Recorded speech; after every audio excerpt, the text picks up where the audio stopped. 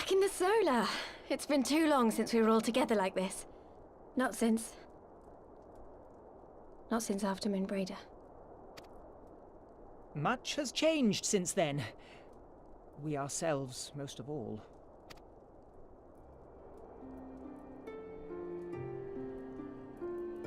Though not all who were lost could be gathered here today, we may take comfort in the knowledge that those who are not are carrying on the fight. While I am grateful to our friends in the north for their hospitality, it isn't half good to be back.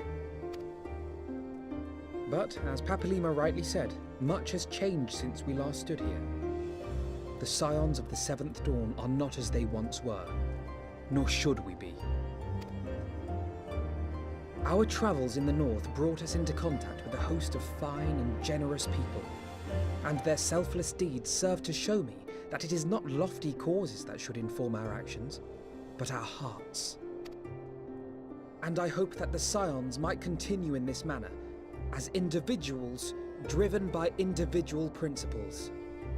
Provided we all sincerely desire to work towards Eorzea's salvation, I believe the paths we follow to achieve it need not, and should not, be dictated by any single ideal. Companions bound by a common purpose, free to go whither they will. The idea is not without merit. Very well.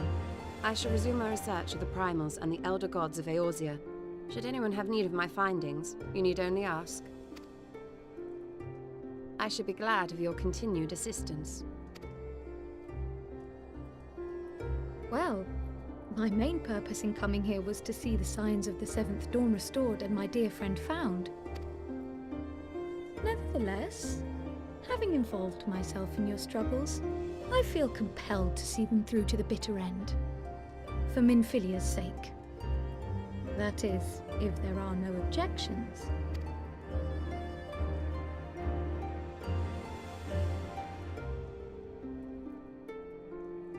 You will always be welcome here, Kryl.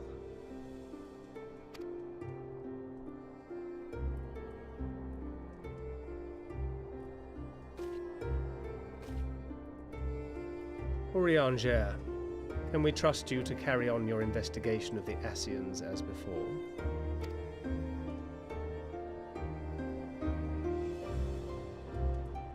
Regardless of mine own desires, I am undeserving of your trust, having so villainously deceived you all.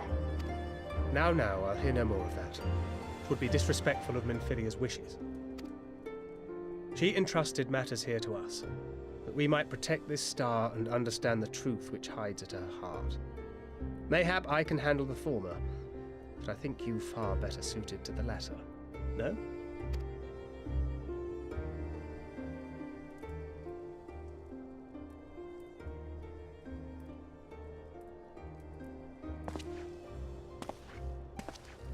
Very well. Then out of love for my Lady Minfilia and Moonbreeder both, this shall be my solemn charge. Papalimo and I should probably return to Thanalan to keep an eye on the Resistance. There's still the matter of the Griffin and the Amalja, not to mention the new Imperial Viceroy. That little lot must be worthy of our attention, right?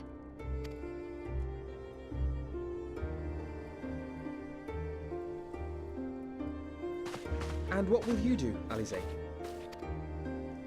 You know I have no great love for organizations and formalities.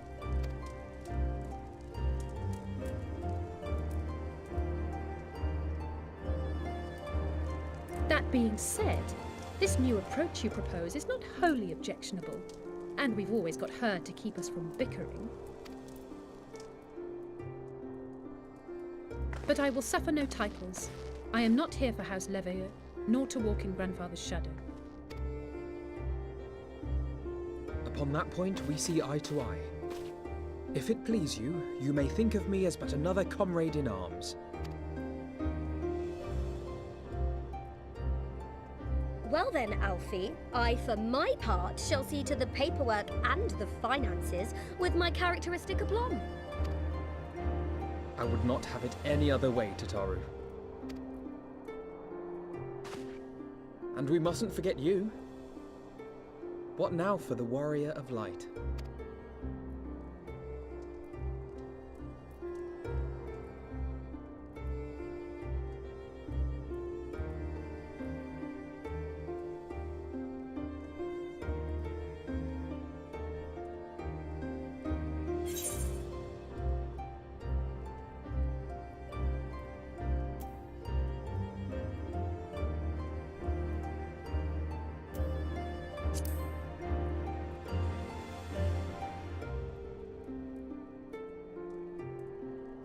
Indeed.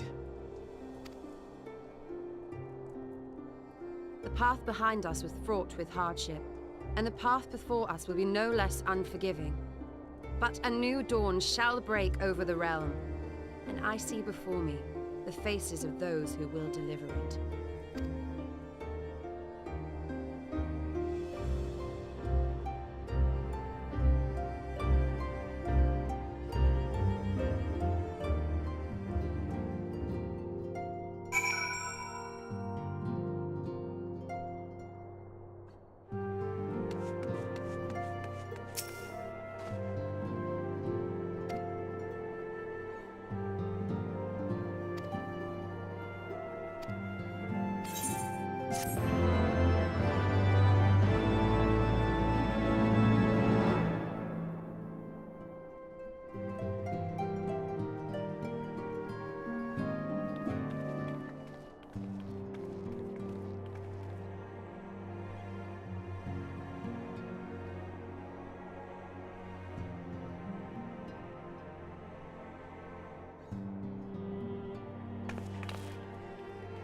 One world's heroes are another world's villains.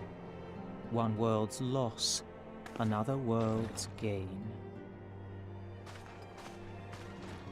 Where men go as one, there is life. And where there is life,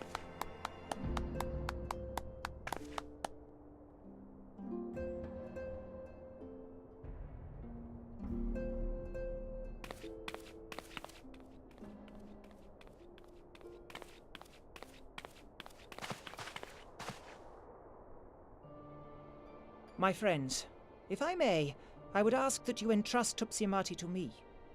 Clouds gather upon the horizon, and as Master Louisoix's disciple, I would keep it close at hand.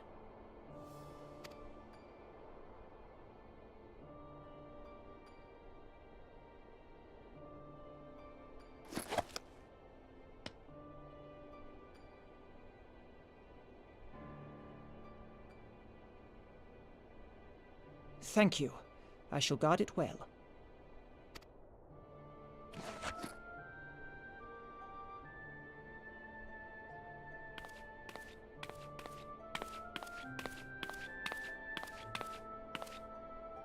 there is cause to hope.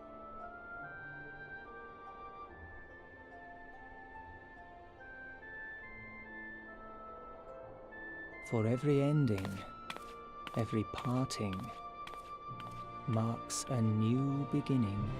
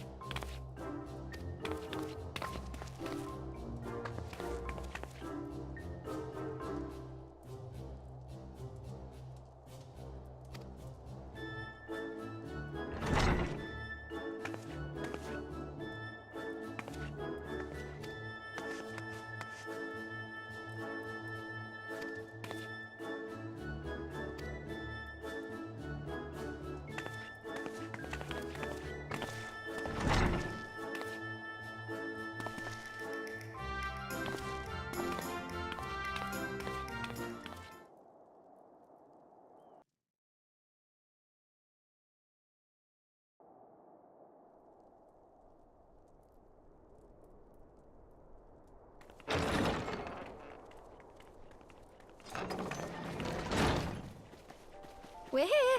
Did we miss anything? We would not presume to begin without you, Ida. Eorzea has returned to the Waking Sands, but everyone else is now present. Yes, but for what exactly? We all have duties to attend to, Alphino, so you may dispense with the preamble. Thank you, Eorzea. It is the very subject of those duties which compelled me to call this gathering.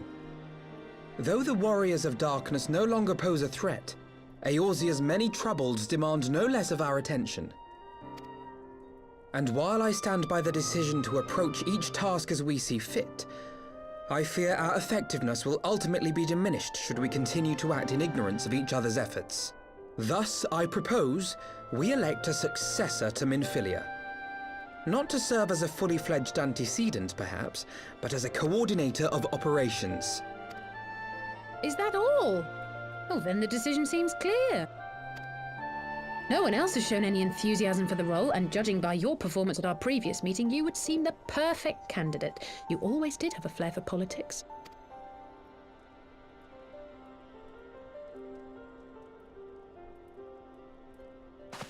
I did not mean to...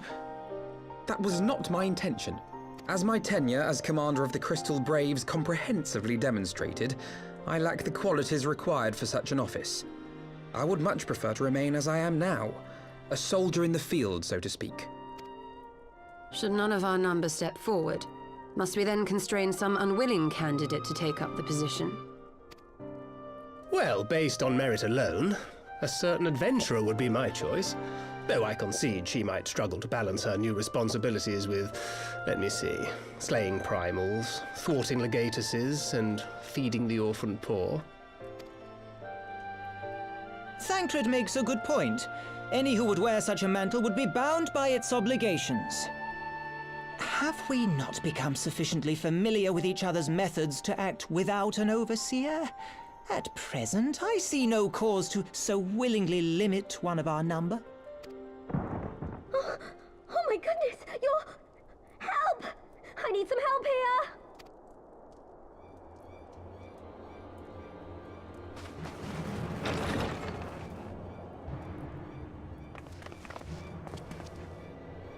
Tataru, are you all right?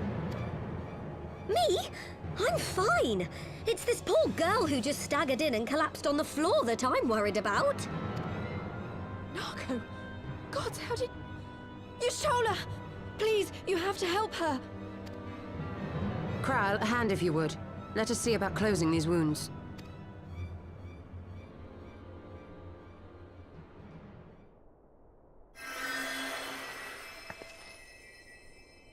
Now, we've staunched the bleeding, but it may be a while before you can move about again. Though having seen your wounds, I'm surprised you are still moving at all. Thank you. My message. It was too important to delay. I took the shortest route I could, though I knew it was more heavily patrolled. As you can see, my efforts at evasion were not entirely successful.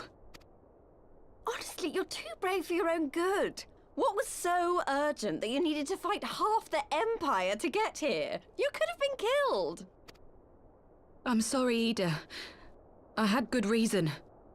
But I imagine your friends are wondering who this bloody mess of a Mikote is.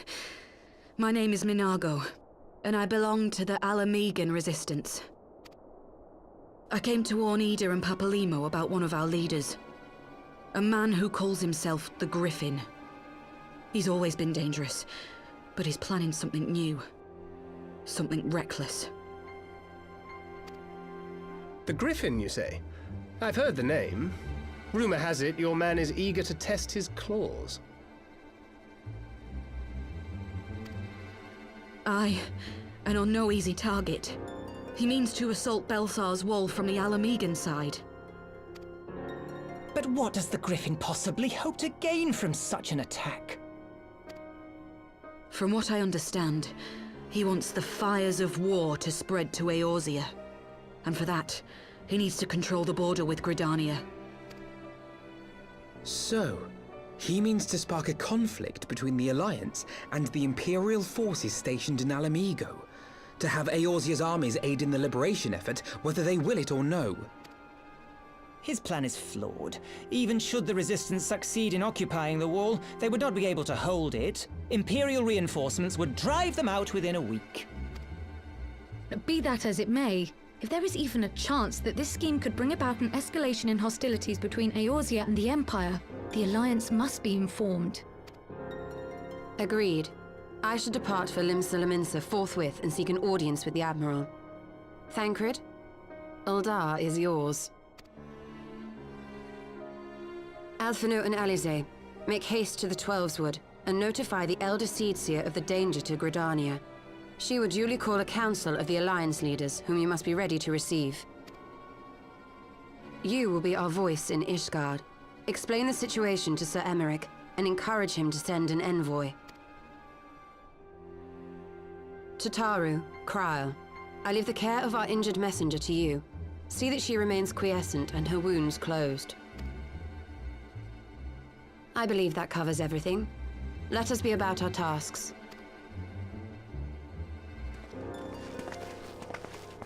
I suspect the ill tidings from Girabania will be held as a turning point. The beginning to a bloody end.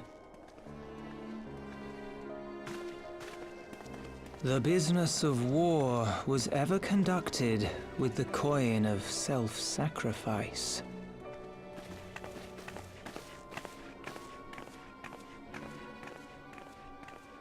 'Twas Master Louisoix himself who taught us that such costs are not to be ignored or denied.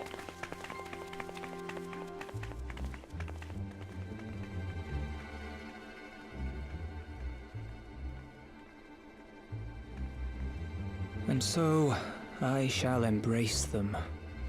When the time comes, I will make my choice, as you will yours.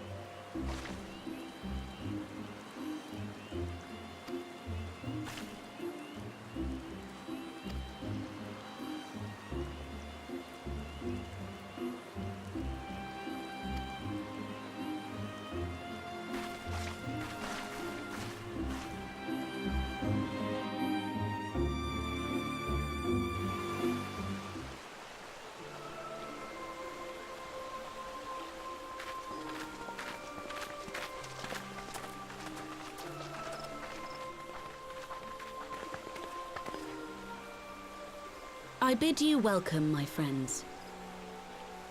As you will by now be aware, the Scions of the Seventh Dawn have come into possession of certain intelligence concerning recent developments in the region of Eorzea.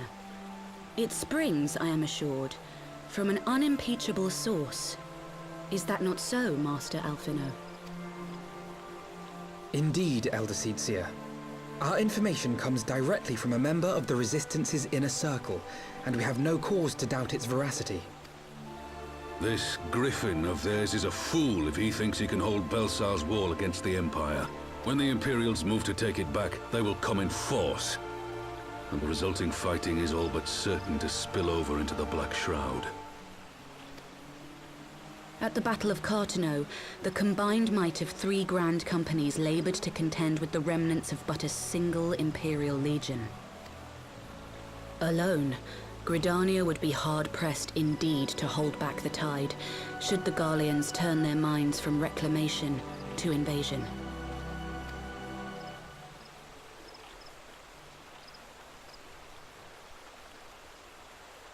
May I once more convey my nation's deepest regrets for our inaction in the days prior to the calamity. 'Tis a stain upon our ledger that I would fain remove.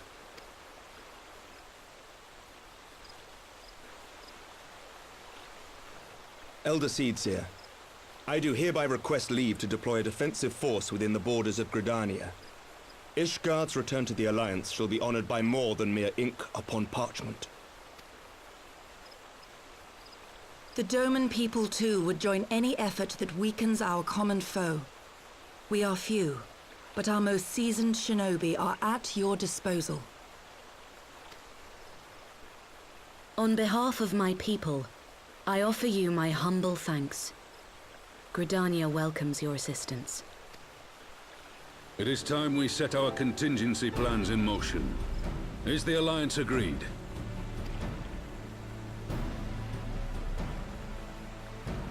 Then let us make ready for war. Victory favors the swift, and there is much to be done.